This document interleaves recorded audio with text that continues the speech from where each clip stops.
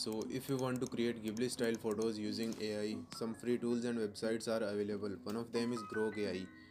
So to access this, you have to download this from Play Store and then log in it using your Google account. The step 3 is uploading your image. Click the plus icon in the bottom left corner and upload your desired photo. You have to request a prompt.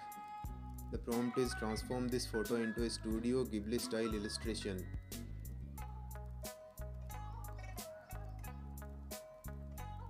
Type the prompt in search box.